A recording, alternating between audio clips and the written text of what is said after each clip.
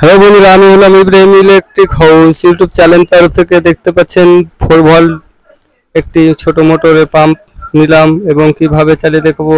এটা 3.4 volt battery দেখতে পাচ্ছেন সামনে রয়েছে এবং মোটর দিয়ে জল বের হবে এবং একটি গ্লাসে জল দিয়েছি এবং দেখতে পাচ্ছেন লিকুইড ছিল একটু, আমি হোয়াইট টেপ মারলাম এবং দেখতে পাচ্ছেন সুন্দরভাবে একটু ব্যাটারি কানেকশন করেছি এবং মোটর ঘুরছে এবং জল বের হচ্ছে।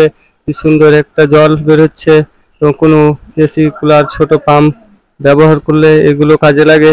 বন্ধুরা, তোমরা দেখতে পাচ্ছ কি সুন্দরভাবে জল বের হচ্ছে এবং সুন্দরভাবে গ্লাসে জল শেষ হয়ে গেল। তাই জন্য একটু গ্লাসে আরও জল নিতে হবে এবং ভালো করে এবং টেপিং করে দিতে হবে ব্যাটারি সহ এবং আবার লাগিয়ে দিচ্ছি ব্যাটারি সহ। দেখতে পাচ্ছেন খুব সুন্দর জল বের হচ্ছে এবং ভালো করে দেখতে পাচ্ছ বন্ধুরা। এবার জল শেষ হয়ে যাচ্ছে তাড়াতাড়ি এবং বেরিয়ে যাচ্ছে তাড়াতাড়ি জল।